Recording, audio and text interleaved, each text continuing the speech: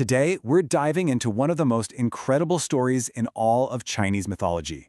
We're talking about Yang Zhen, the god with a third eye, a legendary spear, and a major grudge against his uncle, who just happens to be the ruler of the heavens. This is the story of a kid who literally took on the entire universe just to save his mom.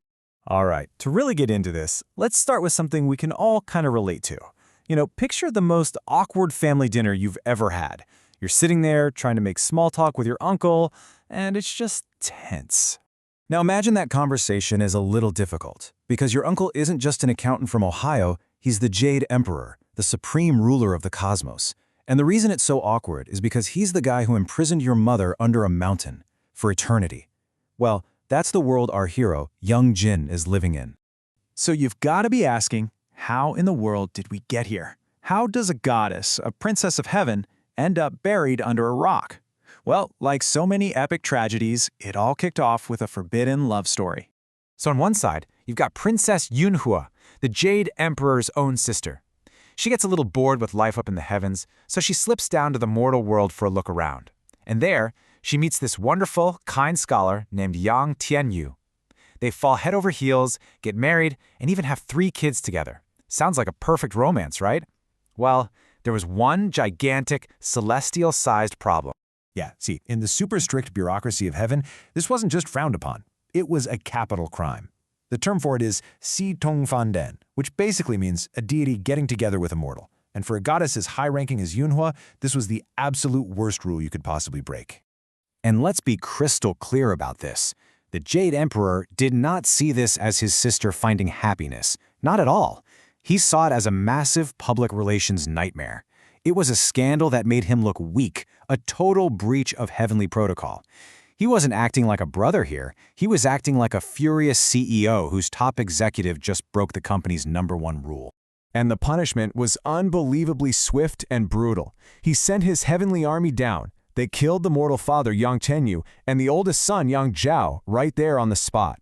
Yunhua was captured, hauled back to the heavens, and for her crime, she was magically sealed beneath the enormous Mount Tao, a dark, cold prison she was never meant to leave. And just like that, Yang Zhen and his sister were left as orphans, their family completely destroyed. But it's out of that horrible tragedy that a hero's quest was born. This is the moment the story stops being just a sad romance and turns into an epic quest for power and revenge. So, while fleeing for his life, Yang Zhen is found by a wise old immortal, Yuding Zhen Ran. This master saw something in the boy, a fire, a power that was being fueled by his grief and his rage. He took Yang Zhen in, and that's when the training began. Training for one single purpose. And we are not talking about your average school lessons here. This was like the ultimate superhero curriculum.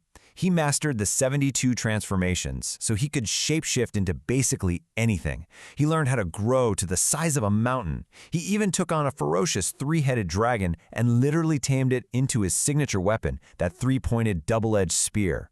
And most importantly, he unlocked his third eye, which is like a divine radar that can see through any lie, any illusion, any disguise. So with his training done, Yang Zhen was not a helpless little boy anymore. Oh no, he was a divine warrior, an engine of pure vengeance, and he was ready to launch a one-man war against the highest authority in the entire universe. I mean, just think about it. All those years of relentless, grueling work. All of that power, all of that pain, it was all focused on one simple, unwavering goal. Free my mother. That was it. So he marched right up to Mount Tao, spear in hand, totally prepared to challenge the heavens themselves. So there he is. He stands before this colossal mountain prison, channels every last ounce of divine power he has into that spear, and with this one earth-shattering roar, Kai, open, he brings it down and splits the entire mountain in half. It was the ultimate act of defiance. And through all the dust and the shattered rock, he finally sees his mother for the first time in years. You're thinking, yes, happy ending, the tearful reunion, right? Well, this is mythology, and mythology rarely gives you the easy, happy ending. The Jade Emperor, watching all this from his throne up in heaven, wasn't moved. He was enraged. How dare his nephew defy him like this? So, in an act of pure spite, he unleashes his cruelest weapon yet. He commands 10 suns to appear in the sky, focusing all their blistering heat right on Yunhua. And after being trapped for so long in the cold and the dark, her body was just too weak. The sudden, intense heat was too much to bear. Before Yang Jin could even reach her, his mother was scorched by the heat of the 10 suns and turned to stone right in front of him. His greatest victory instantly became his greatest tragedy. Now, this absolutely heartbreaking ending is so important for understanding who Yang Zhen becomes. But it's also led to a really fascinating mix-up with a different, more famous story down the line. So let's untangle this whole thing and talk about why this original story is still so powerful. Okay, this is where it gets really interesting, and you can see how myths evolve over time. See, the version of this story that most people know today is called the Lotus Lantern, and the hero of that story is Qin Xiang, who is Yang Jian's nephew. And guess what? His mom, who is Yang Jian's sister, makes the same mistake and falls in love with a mortal. But here is the craziest twist. The villain trying to enforce heaven's law and stop the rescue is Yang Jian himself. I mean, you can just imagine him thinking, wait, hold on a second. I'm the bad guy now? For trying to stop my nephew from doing the exact same thing I once did? The ultimate rebel becomes the very authority figure he fought against. It's a really tragic and fascinating flip.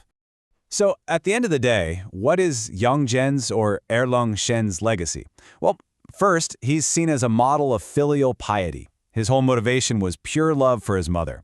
Second, he's become this powerful symbol of defiance, of standing up to unfair rules no matter how powerful the authority is. And finally, because he literally split a mountain in half, he's revered as a patron saint for industries like construction and mining. And that really gets to the core of his character. After everything that happened, he never truly reconciles with his uncle. He accepts a position as a god, but he refuses to live in the heavenly palace, preferring his own turf. It's like his personal motto is, if you're in trouble, I've got your back. But if you try to control me, absolutely not. And his story just leaves us with this brilliant, complicated question. What truly makes someone a hero? Is it about following the rules and maintaining order? Or is it about having the courage to break those rules for a cause you know is right? Yang Zhen's story doesn't give us an easy answer, and maybe that's the whole point.